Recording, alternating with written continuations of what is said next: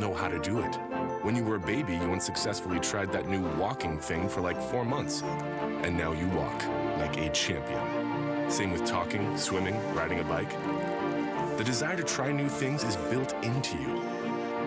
Now take that desire, apply some science, and get ready to change the world. Makes you want to just head out to the garage and start tinkering around, doesn't it? When you think of science fairs, you might think of paper mache volcanoes and questions like, does rock music help plants grow? It's not going to cut it these days if you want to be a finalist in the Google Science Fair. If you want to impress, you have to think bigger. Joining us now are 2 Ontario teenagers whose big ideas helped them make it to the final 20 of the Google Science Fair. Isabella O'Brien and Calvin Rieder join us here this morning. Thanks for coming in.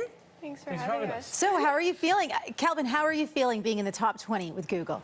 Oh, it's just amazing because since it's an international competition that thousands and thousands of projects and so many amazing entries, to be selected as the final 20 is just completely unreal. Yeah, when you think about it being open to the world too, right? Isabella? Yeah, it's crazy. When I saw my name, I was like, I need to refresh the page. I need to make sure my name's not going anywhere. I was just so excited.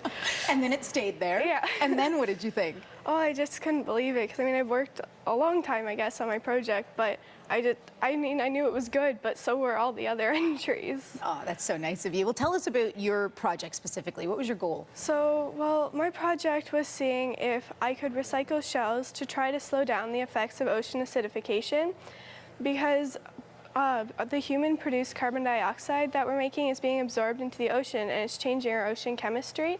So I was looking in to see if there was a practical way that I could try to recycle something that was already going into the landfills and try to put that back into our oceans so that we could try to slow down ocean acidification while we reduced our carbon emissions. Wow. And have you figured it out, do you think? Yeah, I think so. I have it that I think you'd be able to have protected marine areas, and you'd be able to add powdered shells in these areas so that you could keep all our species alive and our oceans wouldn't die off while we reduced our carbon emissions. Yeah, oceans are a very big concern among people all around the world right now. So tell us about your, you've brought it in here in studio, so Yep. you can actually show us what you've come up with here. What was your goal, Calvin? Sure. So in my project, I designed an atmospheric water condenser and solar still system which can produce safe drinking water from the air at night and from contaminated water. Wow, how does that work?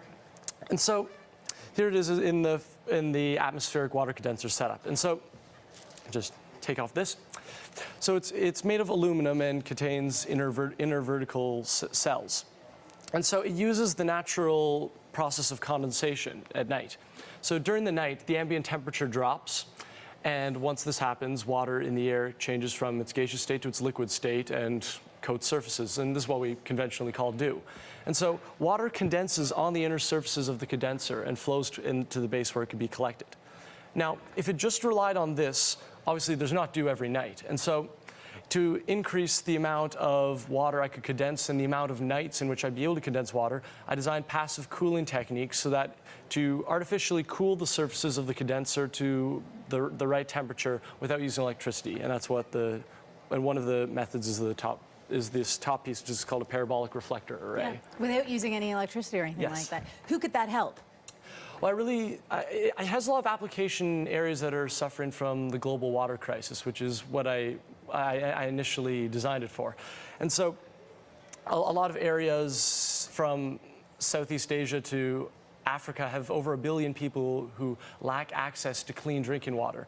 And a lot of these places can also be very humid and have access to contaminated water. And so this system is able to condense water from the atmosphere in these places and also purify contaminated water. Very creative, very creative. Oh, it's so great to meet both of you. Isabella, as you head to California, what are you looking forward to? I'm really looking forward to the trip, but I kind of want to meet all these other kids who have fantastic projects because it's nice to have something in common with them, and it's just going to be so interesting to learn about what they do, and then it's going to be so cool to tour Google, and it's just all going to be fantastic. Yeah, you just imagine all that creativity all together, right? What are you hoping for, Calvin?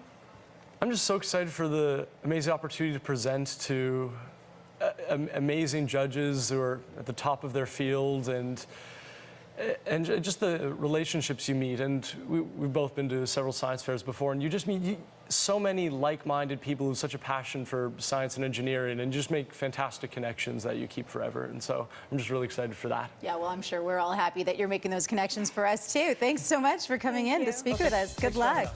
Thank you. Isabella O'Brien and Calvin Rieder. Good luck. Thanks. Thanks.